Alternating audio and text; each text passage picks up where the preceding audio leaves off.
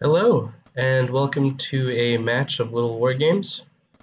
I am Neagat, and I am playing the red pieces over here. And I'm playing my opponent, Sweet.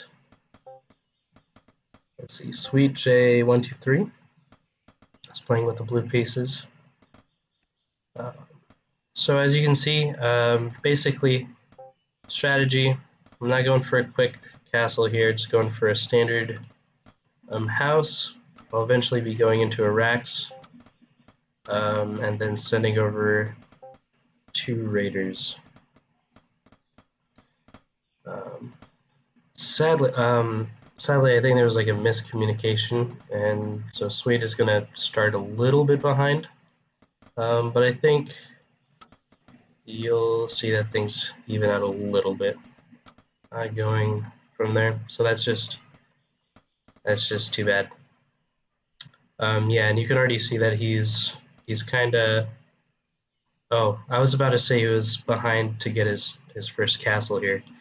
I mean his first house, but he actually goes for a castle first strategy, and that's gonna be all right for him, I think. I'm not too familiar with castle first. I prefer to go standard, where it's constantly build workers. First worker you make, you send him over here. He builds a house, and then right after the house, you build a rack. Constantly making workers, and then make a raider to scout. And so for my opponent, it looks like every now and then he's forgetting to queue up that worker. He's just now building his house, and he'll be building what looks like a Rax right here, a barrack. So he'll be getting out his infantry units at some point. All right. So as you can see, he built his castle. He doesn't have the economy to build another worker, so he's kind of behind again. But he's got 2 castles out where I have only 1 castle out. I want to take a look at the income and see see how that affects things. So even though my opponent has 2 castles out right now, right, I'm still making more income up until this point, actually, where the fact that he's able to pump out 2 workers at a time is actually pretty good for him. But when you look at the totals, it's pretty even. It's at this point where I send my raider over that I'm actually kind of shocked by this opening. I'm like, oh, he didn't go.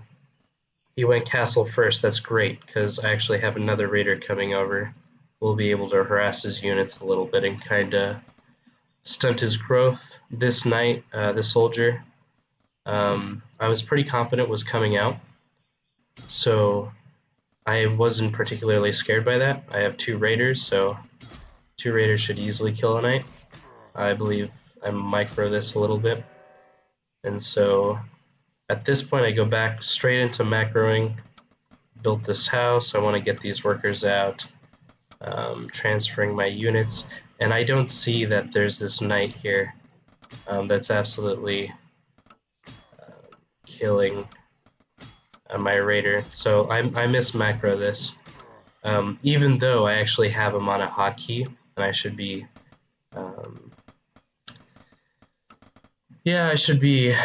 clicking around and making sure that I see all the screens. So those are some ways that I could improve. So that's just where the income is right now. Looks like he's going for 3 barracks. I went a different route with my technology. Right when I pulled my workers, transferred them from my first base to my second base, I often like to take one of those workers, and when I hit 150, I go straight into the advanced workshop, because I want to get my first dropship as soon as possible. That's basically the idea. Looks like he's sending his damaged soldier over to kind of scout what's going on. So he probably should be aware of the fact that I've got an advanced workshop coming out. Maybe he builds some defenses to try and stop a drop, but doesn't look like that's the case in this situation. In fact, actually, my opponent seems to have this terrible supply block going on, whereas I'm making sure that, you know, when I'm getting anywhere close to being supply blocked, I'm building a house, or at least I'm trying to just stay ahead of the curve. And so, so this is why I like to go for this really quick advanced workshop, is that by the time this comes out, I should have 2 soldiers and 3 archers ready to go into this airship, dropship, and then I just send it over, send it straight to his base. I think I have it queued to go around here somewhere on the side of the map and just drop straight into his mineral line, and that should really hamper his workers there. And so I shouldn't be worried about a counterattack. Actually, maybe I should be here, because he's got a bunch of units over here. If he sent them right now, I would be in a lot of trouble, actually, because I decided to go for this greedy third base and just continue my macro, where I'm constantly going for workers. I'm trying to get on supply block here so that I can go straight into more Rax units. And so I see that we have this engagement. I killed a bunch of his workers already. I macroed this better. I probably should have made sure to kill these 3 damaged workers here. But this basically means that I know he's not. When I saw this big army here, or this many units, I was pretty confident. I know now he's not gonna be pushing towards my base, so that I felt pretty safe to keep getting workers, to keep going for this third base. So about 7 minutes, and I have 3 bases. I'm getting my 3rd barracks. Should be getting my 4th and 5th barracks, I think. That's what I like to do. And also I should be getting a church pretty quickly here.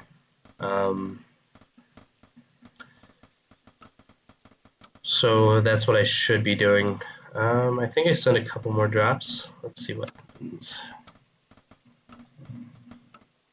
I do. I have this guy moving around. I found out that he got his 3rd base, so I wonder if I can make my vision so it's just me. I sent this guy out earlier, and I made sure to see how many bases he was on. Found out it was 3, and he doesn't know that I'm on 3 or 4 bases, because it's about to be 4 bases here. So I think he's pretty happy about where he's at, in the sense of he's just macroing up, he's just building up, and he doesn't realize that when I've got this many bases, I'm pretty close to grinding him out. I can afford to just throw units at him because I'm making more money than he is. In fact, let's check that out actually. Currently, so in total, I have a couple more money than he does, and even though my losses are higher, they're a lot higher now. I am making more money, so I can afford to lose. I can afford to lose more. Where he might not be able to lose more. So 34 workers to 31. So he's got 3 fewer workers, even though I've killed a bunch, which is, you know, fair enough. I thought going for this house would also be a good idea. Supply block him even more. Can't build units, which stinks, because this means he's going to start floating. I mean, I don't know if he even sees what's going on, but he's probably going to be floating a lot of money here. And, oh yeah, he makes a run by. on my third base. And I lose a lot of workers actually here. I think I lose like this whole mineral line. So now we're kind of even on workers, and I get kind of annoyed by this because it's just like, you know, I'm putting so much pressure on him over here. Why did I lose all that kind of stuff? But gotta do what you gotta do. It's sad. I think I should be going for upgrades here. I've saturated my fourth, so here I go, going for upgrades, and then I make sure to get a church here too. I actually should have gotten a church on my third base, or when I got my third base, because churches are just really good about, priests are really good about healing your units. Oh, this was an interesting run by as well.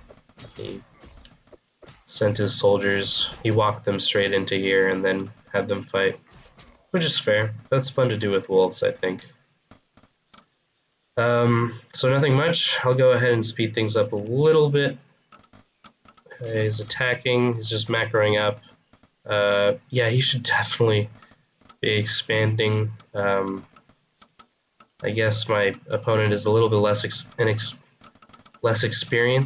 Oh, he's pretty sick and tired of me dropping, so he starts building a bunch of watchtowers. And to be honest, I think I should still be dropping. Like, I should still be producing airships. But at this point, I have my mind being so focused on macroing, so I can grind him out. I know he's not on 4 bases. Oh, and I actually am dropping. Should keep better track of these units. But I know I'm pretty safe here.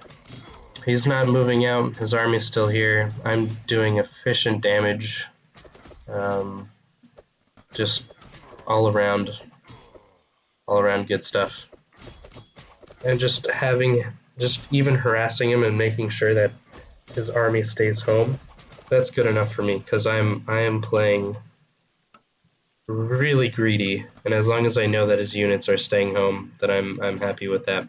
This is kind of where I scout the fact that he has an army coming, so I'm like, okay, gotta go, and I have some troops ready. So you can see that I kind of macro this out a little, or micro this out a little bit. Moving my units to the side, I immediately go for his watchtowers, and I actually should have done this a lot earlier. Right when I spotted his army here, I should have gone for that.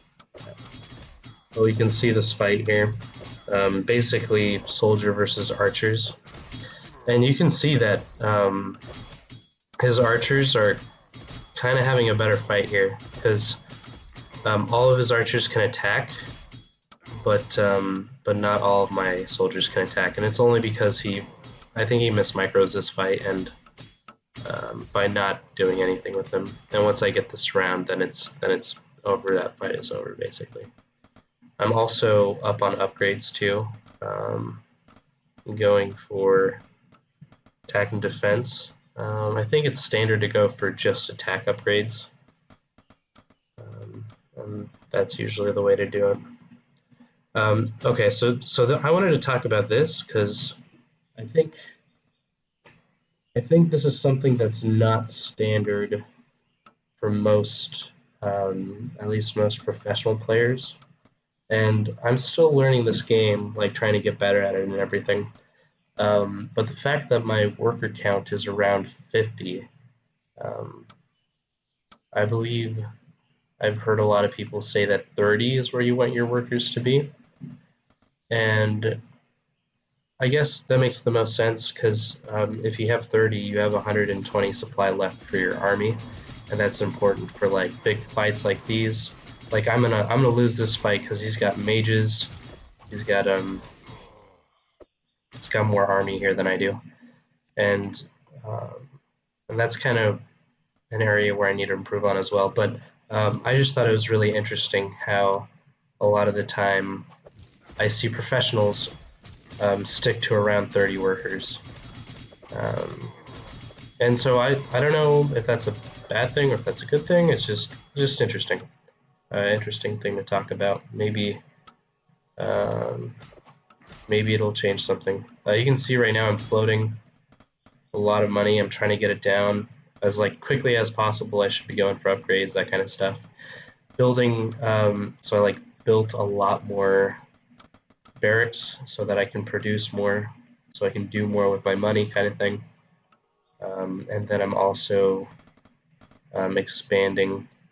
I'm expanding a lot, actually. That's kind of my playstyle. I like to expand, expand, expand while making sure that I have drops going on, which I don't right now because, well, I didn't know about this ballista, but I'm focused on this fight here in my defense.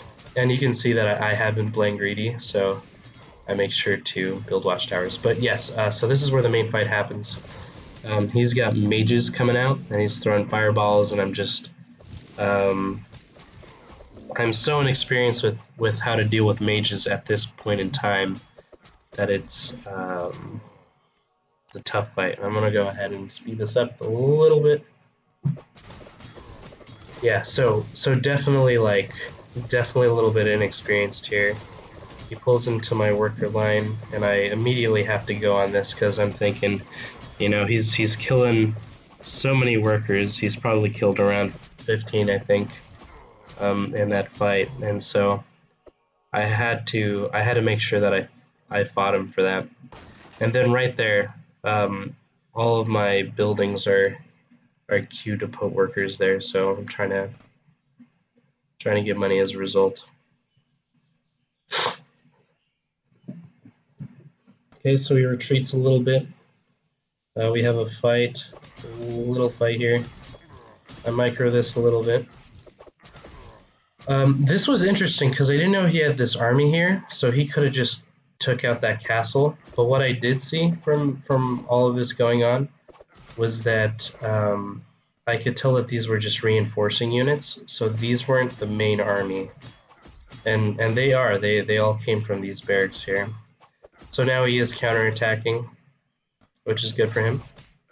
I noticed this base going on, so I split up my forces from this point, grab some of my reinforcing units, and then I also have a couple units on idle. I really should have seen this sooner, and I really should be producing a lot more and upgrading more.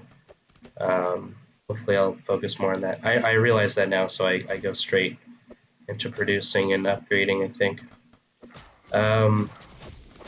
But you can see I have aggression all over the place. I squished out his army here. I attack his castle here.